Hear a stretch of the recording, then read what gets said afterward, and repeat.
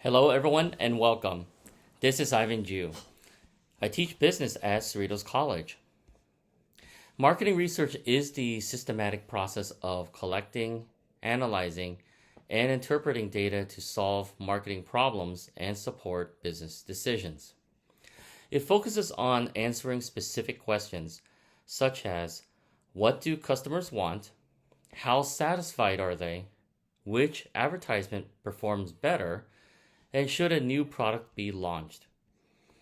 Market intelligence is the continuous process of gathering information about the market, including competitors, customers, industry trends, economic conditions, and technological changes.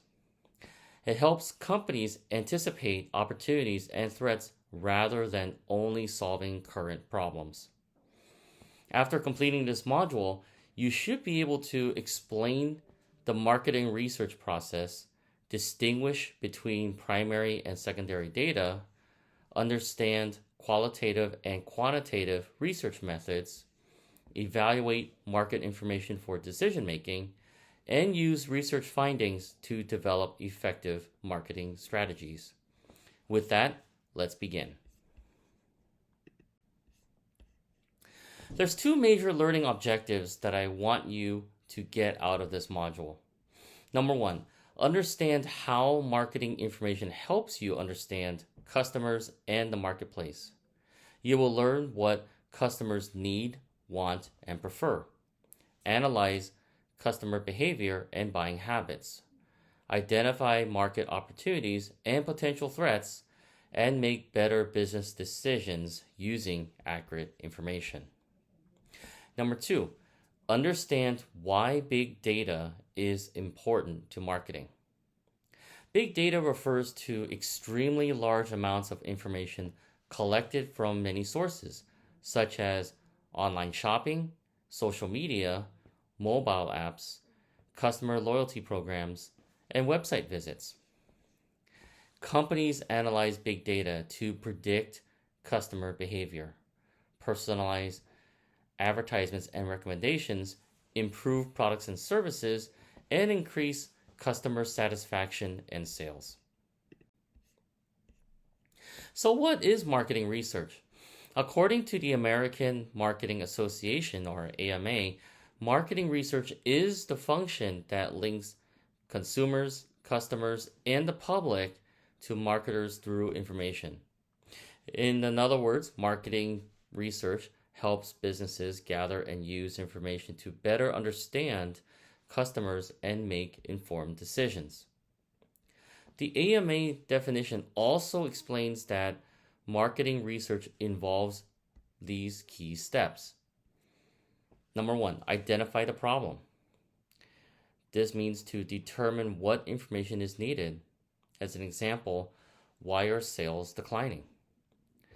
Number two, design the research. This means to decide how to collect the information. Methods may include surveys, interviews, focus groups, or observations. Number three, collect data. This is to gather information from customers or other sources. Number four, analyze the data. Look for patterns and meaningful insights. Number five, communicate the findings. Present the results to managers so that they can make better business decisions. So, why does marketing research matter? Marketing research helps companies understand customer needs and preferences, reduce the business risk, improve products and services, identify new market opportunities, develop more effective marketing strategies, and increase customer satisfaction and profitability. Marketing information is information about the market that helps a company understand its customers, competitors, and business environment. It is also called business intelligence, competitive intelligence, and marketing intelligence. Its purpose is to help businesses make informed decisions and improve performance.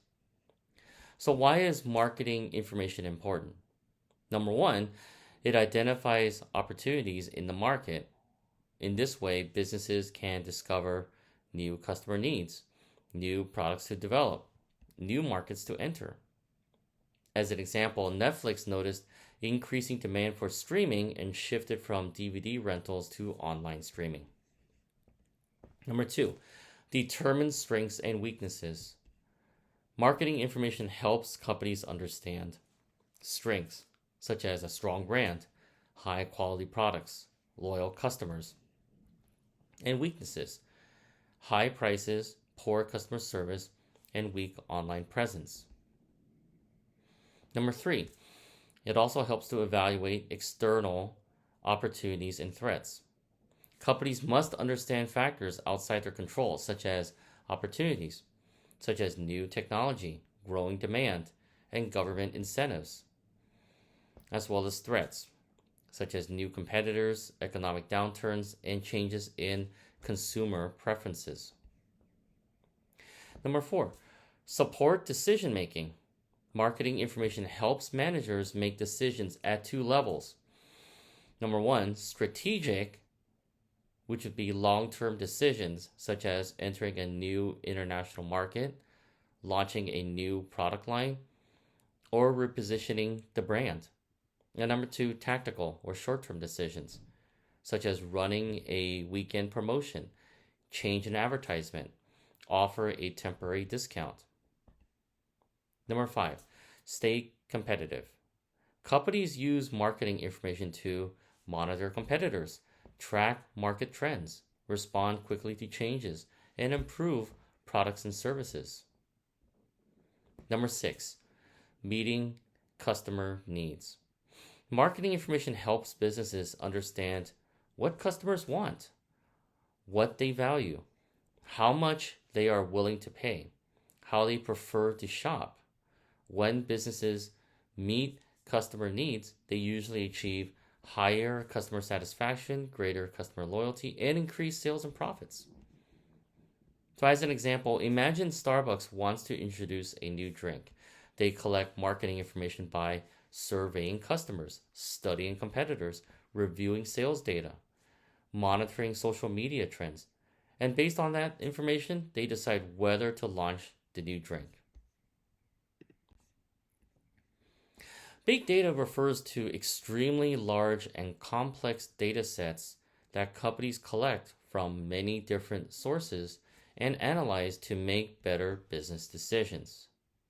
Examples of data sources include online shopping, social media, mobile apps, customer loyalty programs, website visits, GPS and location data, as well as credit card transactions.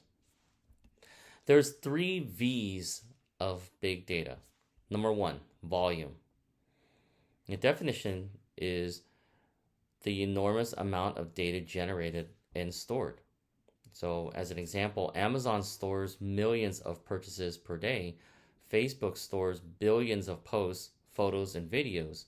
The key point is that more data equals more insights. Number 2, velocity. The definition of this is the speed at which new data is generated and processed.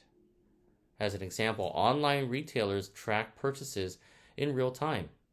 Banks detect suspicious credit card transactions within seconds.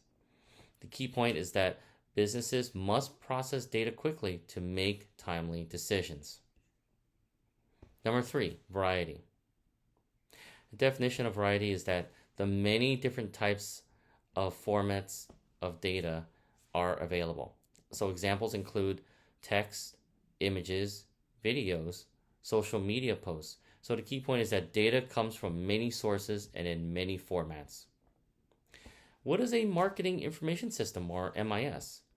A marketing information system is a system of people, technology, and processes that collects, organizes, analyzes, and distributes marketing information to managers so they can make better decisions.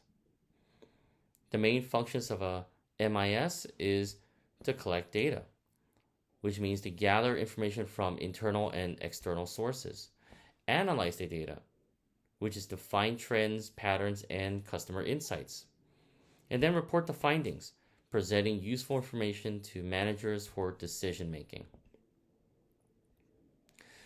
So there's also a comparison between internal versus external data. The internal data is what happens inside the company. This would be the sales records, customer database, inventory, financial reports, and website analytics. External data is outside the company. So this would refer to competitor information, government reports, industry statistics, market trends, social media, and economic data. The U.S. Census Bureau provides free demographic and economic data that businesses use to understand markets and customers. Marketers can search for information about population, age, income, education, housing, race and ethnicity, businesses, and employment.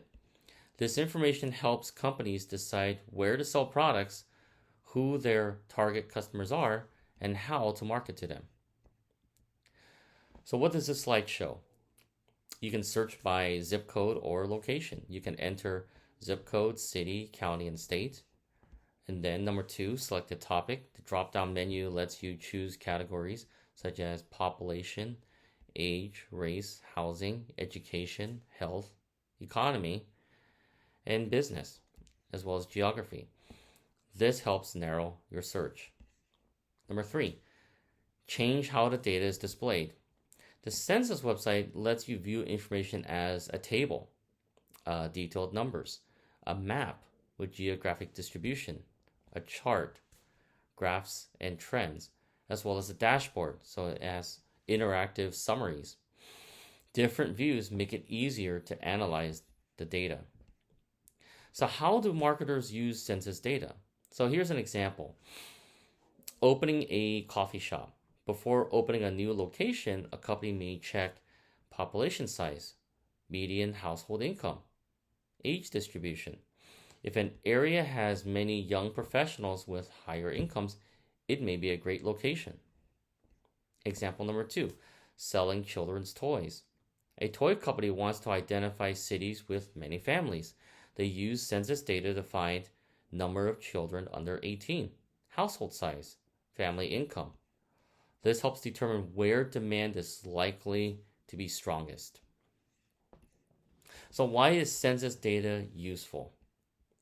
First of all, it's free and reliable. It covers the entire United States. It's updated regularly, supports market analysis and business planning, and the data already exists. It is an example of secondary data.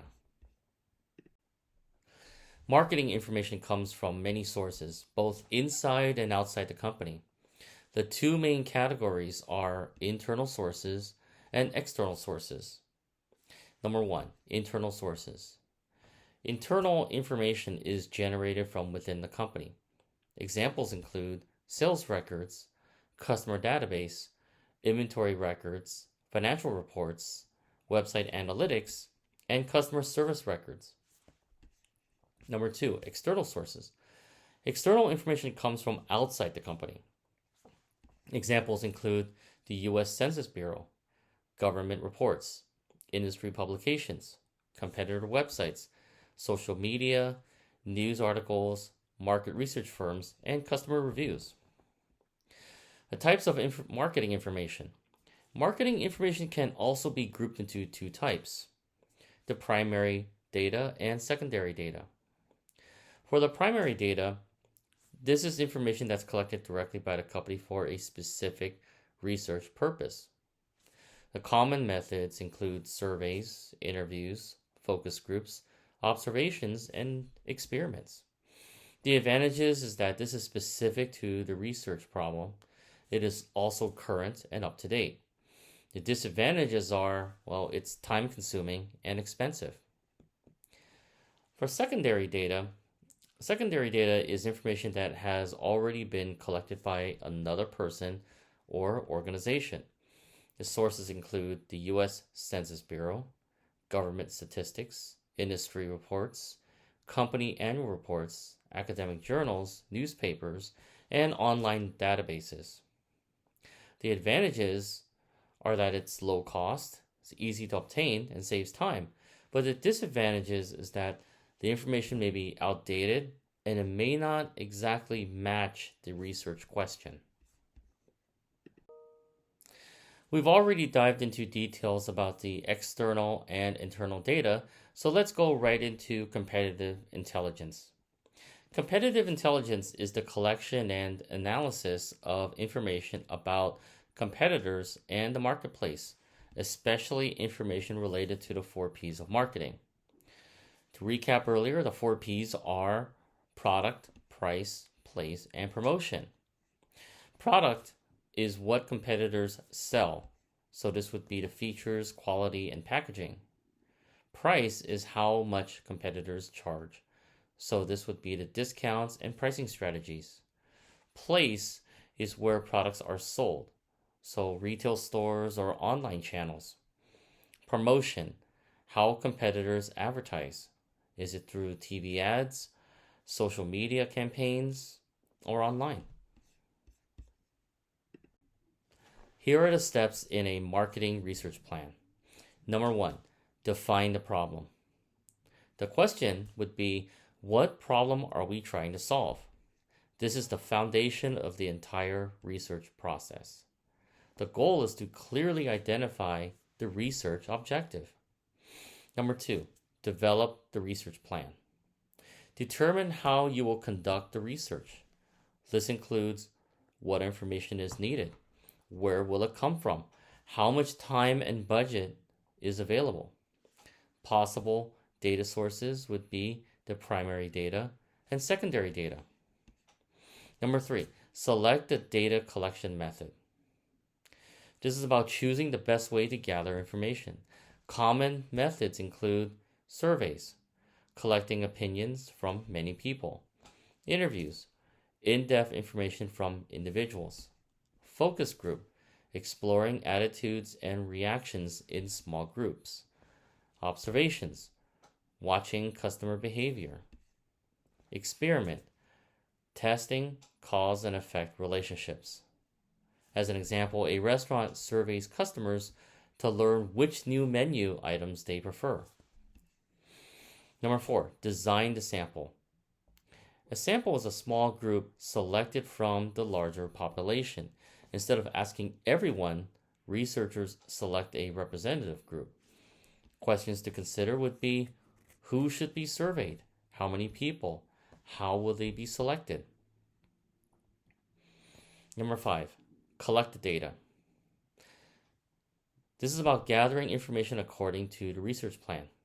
Possible sources would be online surveys, telephone interviews, in-person interviews, website analytics, sales records, and government databases. At this stage, researchers ensure the data is accurate and complete. Number 6, analyze and interpret the data. This is about converting the raw data into meaningful insights. For researchers, this is about organizing the data, calculating statistics, identifying trends and patterns, and drawing conclusions. As an example, survey results show that 75% of customers prefer free shipping over discounts. The interpretation would be that free shipping may be a more effective promotional strategy. And number 7, prepare the research report. This is about presenting the findings to decision makers. A typical report includes research objective, research methods, results, charts and graphs, and conclusions, as well as recommendations. The report should be clear, concise, and actionable. This slide expands on steps 1 and 2 of the marketing research plan and compares primary data and secondary data. Step 1, define the problem. Problem definition is identifying and clearly stating the issue that needs to be solved.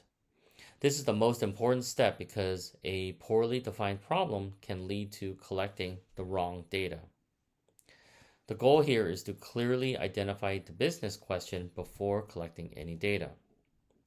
Step 2, determine what type of research is needed. After defining the problem, Decide what type of information is needed. There are two main types. Number one, primary data, information collected firsthand by the company for a specific research purpose. So again, the examples are surveys, interviews, focus groups, observations, and experiments. And the strengths of primary data is that it's designed specifically for your research question, and the researchers have complete control over questions, participants, collection methods. It's also current and up to date. The weaknesses of primary data is that it's actually quite expensive to collect, it's very time consuming, and the results may apply only to the specific group studied. For secondary data, the information that has already been collected by someone else is reviewed. Examples would be U.S. Census Bureau, government reports, industry reports, academic journals. The strengths of secondary data is that it's low cost or free, is quick and easy to obtain, and it's available from many reliable sources. But the weaknesses of secondary data is that it may not answer your exact research question, it may be outdated, and competitors can access the same information. So this introduces the four main types of marketing research. Each type has a different purpose. The types of research are exploratory or qualitative. This is exploring and understanding a problem with the focus groups and interviews. Descriptive or quantitative, this is describing who, what, when, where, and how. And so this comes from surveys and market statistics. Experimental or causal, this helps determine the cause and effect relationships. The test is whether a price change would increase sales. And then ethnographic. This is observing customers' natural behavior. This is also about watching shoppers in a grocery store, as an example. Number one, exploratory research. The definition here is that exploratory research is used when a company does not fully understand a problem and wants to gather ideas or insights. It answers questions like, why are customers unhappy? Why do customers think about a new product? What problems actually exist? Characteristics is that this is flexible and open-ended. It allows for a small sample size. The focus is on opinions and feelings. It produces qualitative or non-numerical data. Common methods are interviews, focus groups, and open-ended questions. Number two, descriptive research or quantitative. The definition of this is that the descriptive research describes market characteristics or customer behavior using measurable data. It answers questions like, who buys our products? How often do they buy? What percentage of customers prefer brand A? Characteristics are, it's a large sample size, the questions are structured, and it produces quantitative or numerical data. The common methods would be surveys, questionnaires, census data, and customer databases. Number three, experimental research. Experimental research determines whether one variable causes changes in another. It answers, does X cause Y?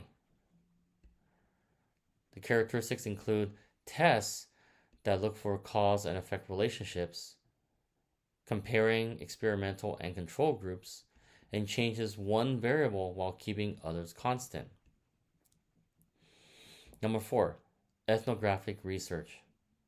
Ethnographic research studies customers by observing their natural behavior in real-life settings.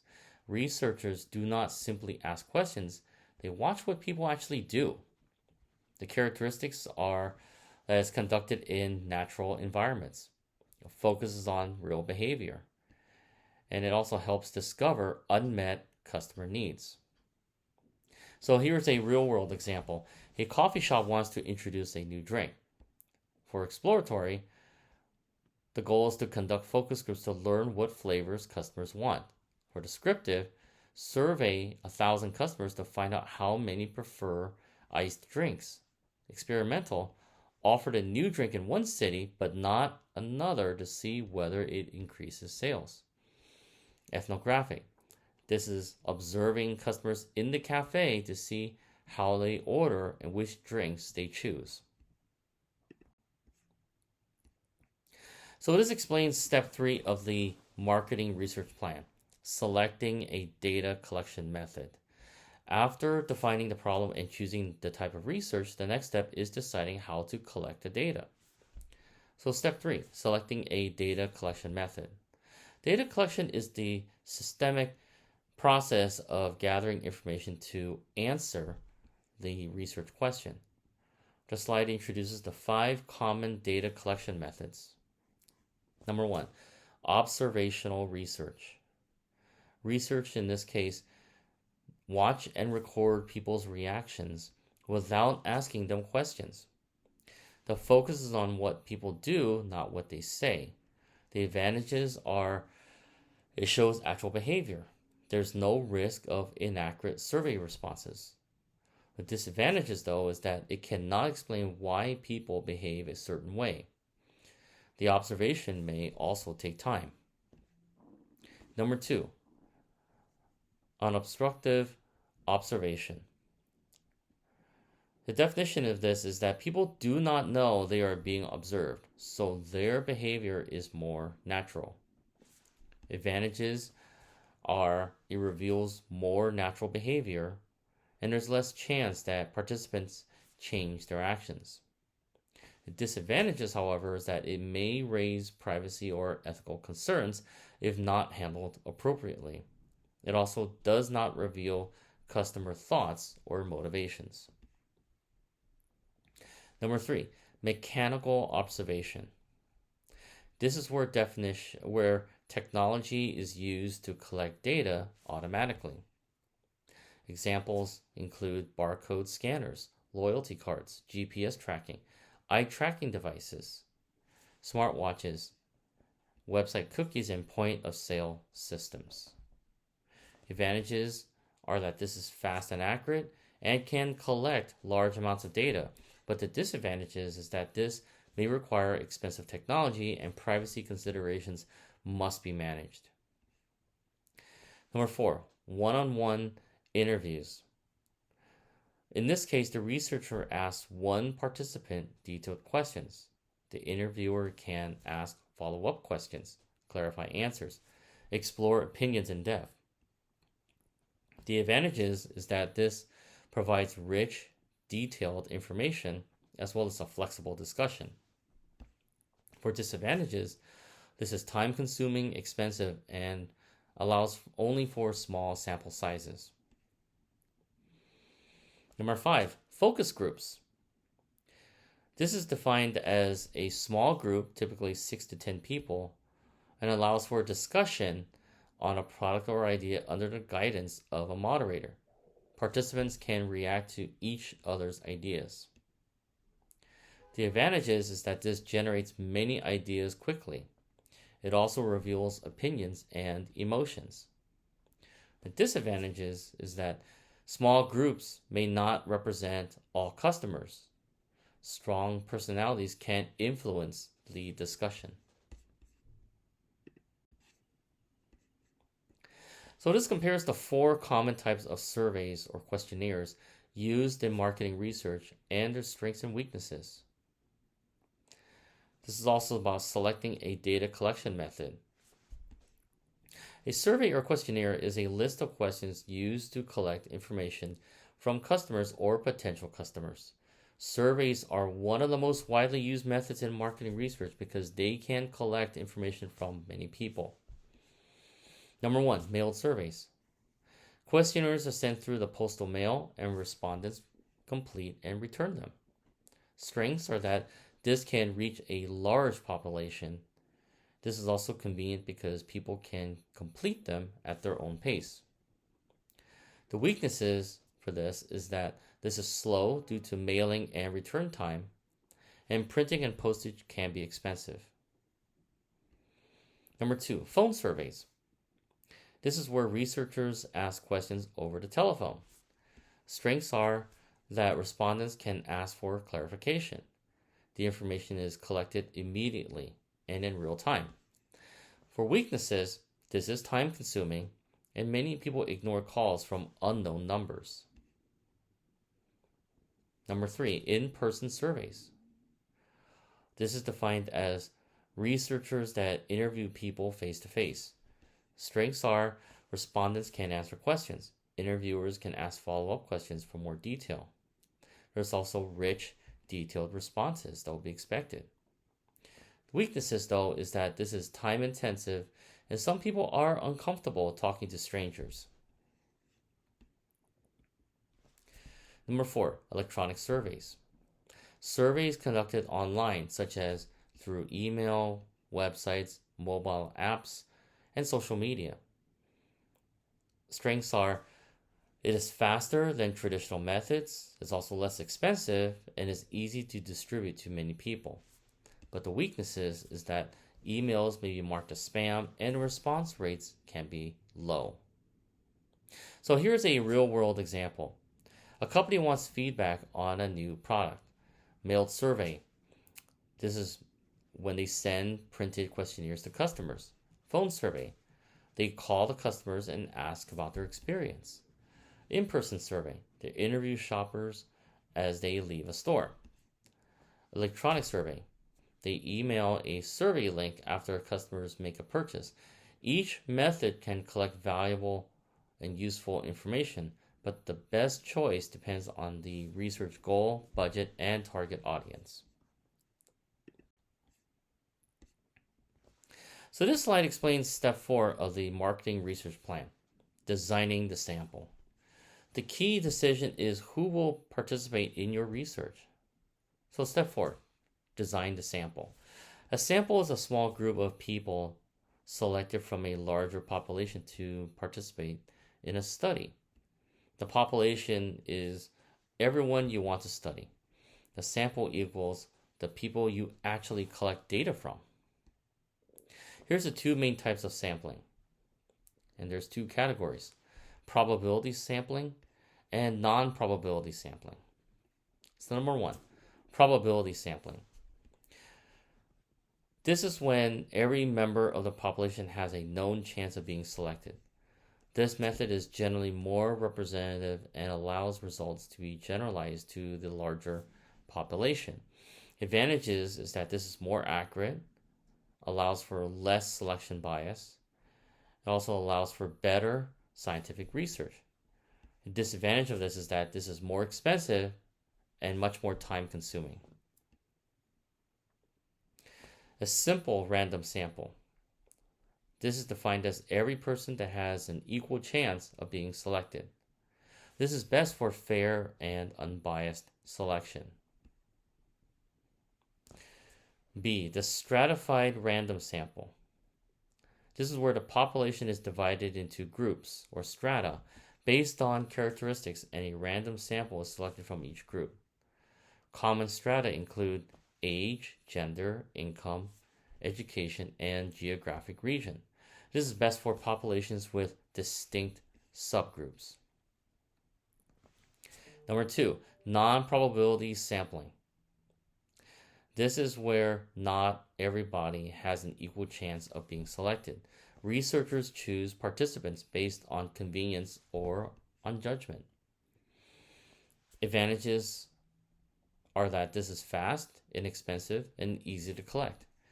Disadvantages, though, is that this allows for more bias, it's less representative, and results cannot always be generalized. A, convenience sample. This is where researchers survey the easiest people to reach. This is best for slow, low-cost research. B, judgment sample. Researchers select participants based on their own expertise or judgment, believing those people can provide the most useful information. This is best for specialized knowledge or expert opinions. This explains step 5 of the marketing research plan, collect the data. After deciding what data to collect and who to collect it from, researchers gather the information. Step 5, collect the data. Data collection is the process of gathering information from various sources to answer the research question defined in step 1. The goal is to collect accurate, complete, and relevant data that can be analyzed later. Common data collection methods are the following. Number 1, mailing surveys. The definition of this is questionnaires are sent through the mail to respondents. Advantages are that this reaches out to many people. Respondents can answer at their convenience. Disadvantages, though, is that it allows for slow response time, and printing and mailing costs can be expensive. Number 2, making phone calls. This is where researchers collect data by interviewing people over the phone. Advantages are immediate responses. Researchers can explain unclear questions, but the disadvantages is that many people ignore unknown numbers, and this can be very time consuming. Number 3, conducting interviews. Researchers ask participants questions face to face or through video calls. Advantages are detailed answers, the ability to ask follow-up questions. There's also better understanding of customer opinions. But the disadvantages are that this is expensive, time-consuming, and usually involves fewer participants. Number 4, conducting experiments. This is where researchers change one variable and observe whether it affects another. Experiments are used to identify cause and effect relationships. So why does accurate data collection matter? Well, if data is collected poorly, results may be inaccurate. Managers may make poor decisions. Time and money may be wasted. Good data collection should be accurate, correct and reliable, relevant, related to the research question, complete, enough information is gathered, and consistent, collected using the same procedures.